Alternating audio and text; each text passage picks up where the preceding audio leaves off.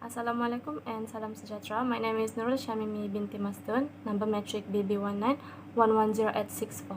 We are from Group 14, present Australia current issue, which is the impact of COVID-19 on the demographic component of change.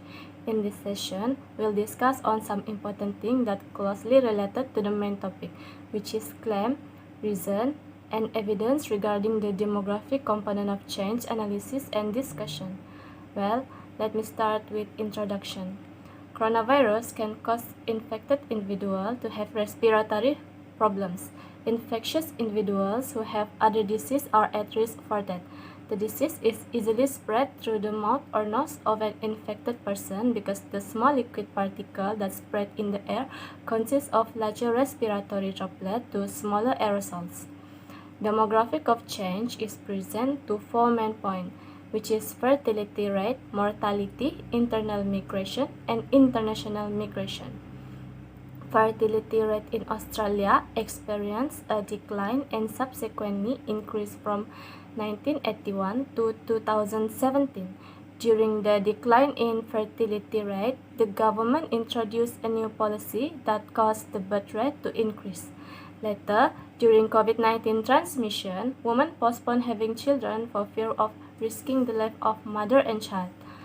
Mortality is the event of a demographic change due to the death. The effects of COVID-19 are overwhelming in hospitals where many individuals are hospitalized as a result of having respiratory problems, resulting in the number of severe deaths according to the age. Internal migration is the migration that is done from rural to urban areas. The effect of COVID-19 was that Australia closed the border and implement a lockdown. International migration is the movement of individuals from one country to another. COVID-19 caused the nature of international migration to change in the future as the entry of workers from foreign countries will be disrupted. Employers, on the other hand, will reduce the hiring of workers from outside to avoid the risk of infection. So, the transition takes place and the demand for immigration is reduced. According to the webinar, the researcher named Professor Peter talked about the impact of fertility rate in Australia. The researcher claimed that economic downturn affecting the fall in fertility rate. Professor Peter flashback Australia fertility rate in period 1981 to 2019. According to the data at the right, showing Australia faced a long period of continuous decline in childbirth since 1990s to 2000. One of the causes is global economic recession. After Great Depression, Australia dealt with stock market slump in 1990s and several economic uncertainties such as financial failure crisis and drop in global oil price. Thus, Australia had to deal with high unemployment rate, inflation pressure, and government debt. People reluctant to have a family or having many children to avoid high cost of living.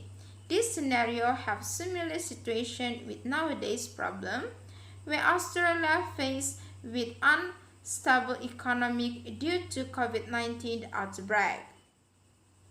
This is because in 2019, Australia recorded fertility rate 1.66 and in 2020, the fertility rate dropped to 1.58 compared to the previous year.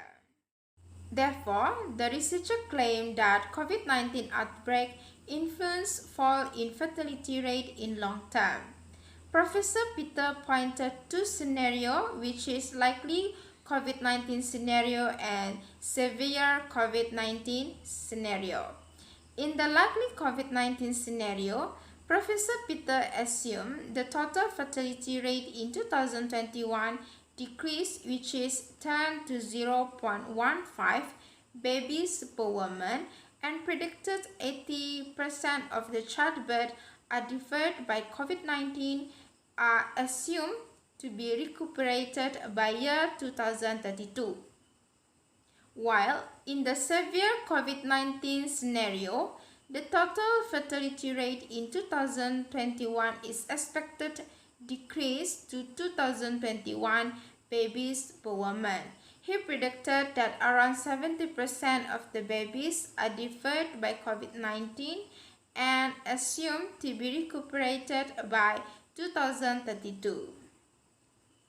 To support Professor Peter's idea, we had found one article that related to this discussion, which is article titled Impact of COVID-19 on Pregnancy and Fertility Intentions. The survey findings show that 22% of Australian women indicate COVID-19 had very much affecting their pregnancy. 14% of Australian women typically delay the time for pregnancy. The researcher estimates if COVID-19 pandemic will continue, a family will like to reduce the desire to have more than 2 or 3 children. As a result, researchers expected COVID-19 will bring to long-term delay in childbirth in Australia. This is because mostly families facing unstable economic due to lost job and financial problem. Hi, Assalamualaikum. My name is Nur Hassana binti Nasib. I will present 4 part claim and reason. First, about COVID-19 impact on mortality. Second, about the impact of COVID-19 on internal migration. Since the emergence of COVID-19, the number of deaths has been monitored closely in Australia and around the world in order to provide estimate of excess mortality that may potentially be related to the pandemic. Excess mortality is typically defined as the difference between the observed number of deaths in a specific time period and the expected number of deaths in that same time period. Measure of excess mortality can account for death due to COVID-19, any potentially misclassified or underdiagnosed COVID-19 death, and other mortality that may be indirectly related to the pandemic. Over the period from January to November 2020, Australia recorded lower than expected mortality, with decrease in the winter month being statistically significant. Lower than expected number of deaths were particularly notable for respiratory disease including pneumonia. This is in contrast to many other countries where excess deaths have been recorded during the pandemic. Australia had 2 waves of COVID-19 infection during 2020. The first wave was recorded from mid-March to mid-April, with most deaths in Australia recording active infection and associated mortality. The second wave started in June, with the largest number of active infection and deaths occurring in Victoria. In this part, we'll focus specifically on Victorian deaths to examine the impact of COVID-19 and especially the second wave of infection on all cause and cause-specific pattern of mortality. Excess mortality for all doctors certified death in Victoria was observed during the first wave of COVID-19 in the weeks starting 23 and 30 March 2020. Observed number of deaths exceeded the upper threshold of expected number by 28 during that period. Those weeks in March coincided with high rates of COVID-19 infection and the implementation of stricter lockdown measures across Australia. Excess mortality for all doctors certified death was observed during the second wave of COVID-19 in the 4 weeks between 27 July and 17 August 2020. Observed number of deaths exceeded the upper threshold of expected number by 125 during that period. During Wave 2, excess mortality recorded in Victoria was large due to deaths from COVID-19. Observed number of deaths from causes other than COVID-19 tracked more closely to expected number for the 4 weeks beginning 27 July. Between 6 April and 3 May, the observed number of deaths was largely above expected number. However, numbers of deaths did not exceed upper threshold during that period, so no excess mortality was recorded. Number of deaths in Victoria way below lower threshold for the weeks beginning 6 July and 13 July, with 25 deaths less than lower threshold count recorded in those 2 weeks. Analysis of deaths for all of Australia highlights significantly lower than expected count from 1 June to mid-July. Day Wave 21 COVID-19 death in Victoria that were certified by a doctor during the first wave of the pandemic and 730 during the second wave. Coroner reference death excluding from this analysis. Australia has a highly mobile population with around 40% of people changing their place of usual residence every 5 years. The motivation of people to migrate varied and are influenced by demographic, economic, technological, and behavioral factors. However, Australia's rate of internal migration has experienced a long-term downward trend, which is linked with trends in other countries. In 2020, the COVID-19 pandemic has led to the introduction of extraordinary internal population movement restriction in Australia. The COVID-19 pandemic has had direct and significant impact on migration within Australia due to the closure of state and territory both, which has increased the cost of moving and the economic disruption.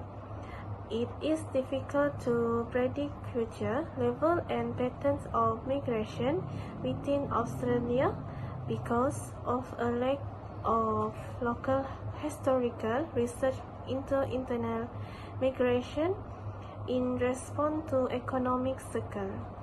A lack of current data and the length of time since a crisis the scale of COVID-19 has been experienced. Following to the onset of the COVID-19 pandemic, Australia entered a recession in June 2020 after 28 years of uninterrupted economic growth. The pandemic and associated economic conditions have raised questions about internal migration, which is a significant contributor to the reallocation of skills between regions and to the realization of the needs and aspirations of individuals. Given Australia is accustomed to high level of internal migration and prolonged periods of economic growth, the effect of economic downturn on migration has received limited attention to date. In line with evidence from other OECD countries, the results presented in this report demonstrate the effect of economic conditions on the level of interstate migration. First, GDP per capita at a national level, and the second, relative unemployment rates at a state and the territory level. These findings suggest that the level of interstate migration will broadly follow economic trends and decline during 2019 to 2020 and 2020 to 2021. The downward effect of deteriorating economic condition is, however, compounded by state and territory both closure and quarantine requirements. Therefore, the decline in interstate migration is likely to be more pronounced than in previous recessions. Considering the expected decline in interstate migration, an important question is whether move will be foregone or delayed. Delayed move would lead to a post-recession migration rebound as observed in past recessions. Findings indicate that the more severe the economic downturn, the more likely move will be foregone. Another important consideration is the possibility of diverging economic performance of states and territories, which could potentially alter the spatial pattern of interstate migration. Building on this result, two main scenarios were developed, which differ in the extent of the decline in the rate of interstate migration. A more severe scenario that assumes a dramatic drop of 60% in the internal migration rate for 2020 to 2021 was tested and deemed unlikely by the expert opinion survey. Scenario 1 and Scenario 2 anticipate a drop of 15 and 20% respectively and were almost equally supported by the expert opinion survey. In line with previous recession, spatial pattern of interstate migration are not expected to be significantly altered by the COVID-19 pandemic. The exception is for Victoria, where outflows are assumed to increase relative to other states and territories as a consequence of the activity, restriction, and economic effect associated with its second wave of the pandemic. It is expected that interstate migration between capital cities and the rest of state will not be affected to the same extent as interstate migration because of the combination of favorable unemployment rates outside capital cities and the absence of restriction on interstate movement in most states and territories. Coupled with the significant share of young adults returning to the parental home and increased teleworking, this leads to a single scenario. The level of internal migration is assumed to be constant, while the net pattern of interstate inter-GCCSA migration is assumed to shift by 5% in favor of regional areas in all states in 2020 to 2021. Hello, my name is Nuraini binti Latif and my matrix number is BB19110361. Australia is one of the most mobile nations in the world, with nearly 40% of the population changing at least every 5 years. Historical data show, however, significant volatility, with drops in the annual interstate migration rate that coincide with economic downturns. This was followed by significant rebounds in interstate migration, with the exception of the global financial crisis of 2007 until 2009, which did not lead to a recession in Australia. The short-term variation have occurred in the context of a long-term decline in internal migration that started in the mid-1990s.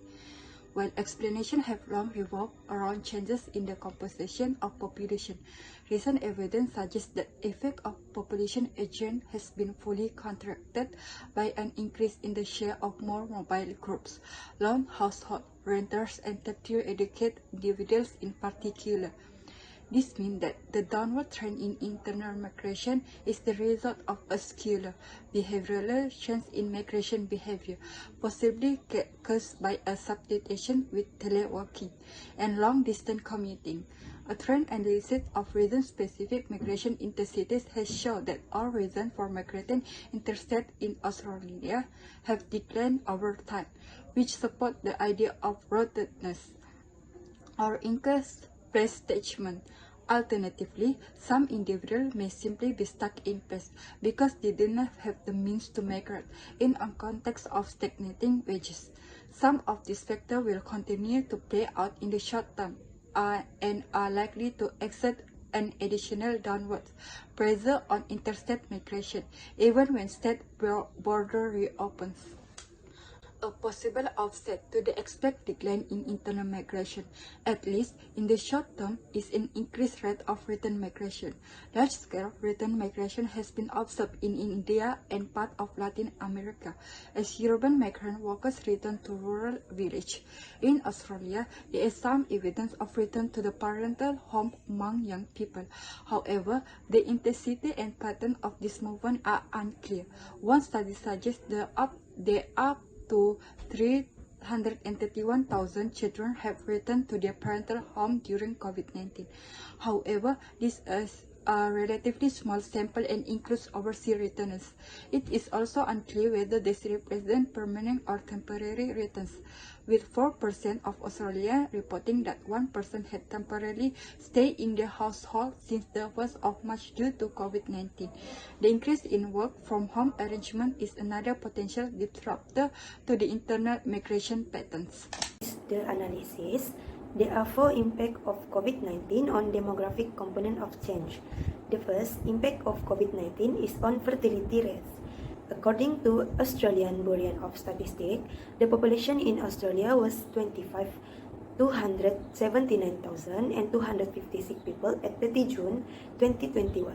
The quarterly growth was 34,300 people, which is 0.1%, and the annual growth was 46,000 people, which is 0.2%. The fertility rate declined from year 2019 to 2020 from 1.66% births per woman to 1.58% babies per woman. The record low fertility rates can be attributed to fewer births and birth registration in most jurisdictions in a year marked by COVID-19 description. From this analysis between November 2020 and February 2021, monthly US birth declined by 50%. Women with less than a college education are predicted to have a larger decline in fertility due to COVID-19. The second impact of COVID-19 is on mortality or death rate. The latest update for COVID-19 cases in 28 December 2021 is the total case of COVID-19 is 310K and the total of death is 2,197. For analysis, most of the COVID-19 deaths had acute respiratory symptoms such as vital pneumonia or acute respiratory distress syndrome as the consequence of the virus. 73% of people who die because of COVID-19 had pre-existing chronic condition certificate on the death certificate. The most common pre-existing chronic condition for those who die from COVID-19. According to analysis made by Australian Bureau of Statistics, the highest number of COVID-19 death is among those aged 80 to 89 years for both gender, male and female. In addition, people who living in the most advantaged area had the lowest number of deaths. COVID-19 also give impact on internal migration. Internal migration is one of three important components that will encourage population change. In 2019 to 2020, interstate migration is expected to decline by 5% before reaching a historical low of 1.32% in mid-2021. In the end of March 2021, 104 and 100 people moved interstate in 3 months. 16,500 more people moved interstate compared with the March 2020 quarter.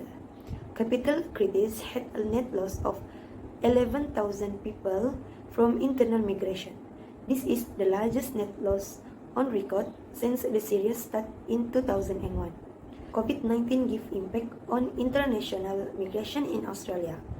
In 2020, there were over 7.6 million migrants living in Australia. This was 29.8% of the population that were born overseas.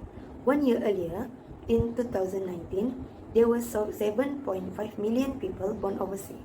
Nearly every single country from around the world was represented in Australia population in 2020. For analysis, back to 2019, migration increased of perhaps even higher in line with historical.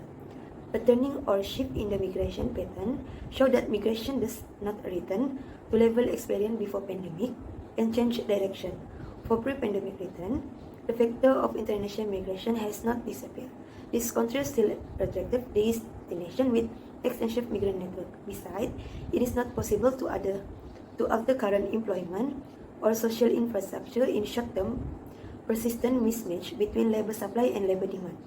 For the analysis, COVID-19 has likely changed the nature of international migration in the future. Implication of population growth is potentially huge, not only in terms of entry, but also subsequent births and internal movement. Next is I will talk about the discussion. In this part, I will discuss about the impact of COVID-19 on Australia and present some of suggestions to address the issue. First is impact. Women choose to have fewer children. The Australian Institute of Family Studies has conducted a survey on the effect of COVID-19 on women planning to have children before the outbreak, women who are pregnant, and their future plans to have children. Based on the survey, women expressed their worries about having children during the COVID-19 pandemic. In fact, some of women report that their IVF treatment is delayed during the lockdown, so they have no choice but to postpone their pregnancy. They also state that COVID-19 has an impact on their intention to have children. For women under the age of 40, they report that COVID-19 has affected the timing that was right for them to have children. In fact, the number of children they want to have is almost all showing fewer children. For women without children, women in their late 20s show that they tend to have fewer children and will delay having more children than older women in their 30s. There are two reasons why they choose to have fewer children, and the first reason is financial problem. The survey revealed that COVID-19 had an impact on their source of income, and the second reason is they worry that the world now is not good place for the children. Next is low population growth. Mortality, fertility, and migration are the main factors that determine the population in a country. Australia are experiencing fewer than 1,000 deaths due to COVID-19 as of early May 2021. However, the size and composition of the population in Australia are expected to be affected as the result of COVID-19 disease and the measures taken to prevent its transmission. In the meantime, Non-diversity migration is a major contributor to Australian population growth from the mid 2000 to 2019. And to be counted in the norm, a person must have spent 12 months in Australia in any 16-month period, including individuals with permanent and temporary visas, as well as returning Australian citizen and take off. After the first COVID-19 case recorded in Australia involving a passenger flying to Melbourne on 19 January to 2020 from Guangzhou, China, uh, Australia has implemented mandatory quarantine followed by a travel ban to Australia from non citizens and non residents. In fact, Australia also restricted its citizens from crossing the border abroad. As a result of the border closure, there was a 99.3% decrease in overseas arrival in April 2020 compared to the previous year and 99% lower in January 2021 compared to January 2020. Next is suggestion. To reduce the impact of COVID-19 in the demographic component in Australia, relevant measures and policies should be implemented. There are four suggestions to overcome this problem. First is increase maternity payment. Maternity payment refers to government payment to parents of newborn or adopted children under the age of 16 to help with the rising costs after the Australian population reached the lowest birth rate ever recorded in 2001. Increasing maternity payment can encourage parents to increase the number of children. Due to salary cut or forced layoff, this additional payment will ease the burden on families to have children. Second is comply with the COVID-19 SOP. Many women in Australia are afraid to have children after the COVID-19 pandemic occur. So this because they are worried about the health of their children and the environment that is not safe for their health. However, this problem can be overcome if the community properly address the precautionary measure to limit the transmission of COVID-19. Because people always express their concern but do not show awareness or take action. This is a shared responsibility. If all parties have the awareness to comply with the SOP, we can still feel safe to be anywhere. So, society needs to play their role to the best of their ability. Next is implement gender equality in household chores. The COVID-19 pandemic has a huge impact on mental health of every individual around the world, and Australia are not exception. Economic pressure and sudden change in the social lifestyle during the COVID-19 pandemic are currently among the source of emotional stress in the society. And according to the Virtual 2021, women reported more to have psychological distress than men because this pandemic has provided them an additional burden, starting from the loss of employment or income, the increased burden of the household management due to the work from home and study from home. This unbalanced sharing of burden results in women being often exposed to the psychological distress such as stress, anxiety, depression. That is why most of women will not choose to have more children or don't want to have children. If the work is divided equally between women and men, women workload will reduce. So their potential to increase the number of children will be increased. And the last is support regional migration. There's a lot of diversities in Australia, no matter in terms of educational opportunities, employment, and innovation they offer. Opportunities for international student to earn an additional year for their temporary graduate visa studying and working in regional area is a good incentive to encourage migration in Australia. And in addition, skill migration is important to support the workforce in Australia. Five of the top six jobs awarded in the regional skilled work visas in 2019 to 2020 were nursing jobs. In fact, Australia has a shortage of physicians and skills that cannot be filled by local. If migration to Australia increase, the population will also increase. In conclusion, the demographic component in Australia underwent significant change when COVID-19 began to spread around the world. Fertility rate declined over a period for a year as many women engaged in child planning by postponed pregnancy, while mortality increased dramatically within a year due to the failure to find a medicine to treat COVID-19 patients. Next, internal migration. Internal migration is disrupted as people are encouraged to work from home.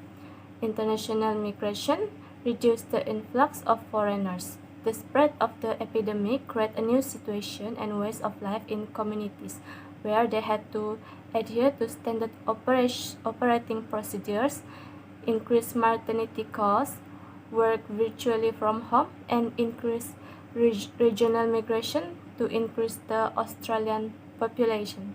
That's all from me.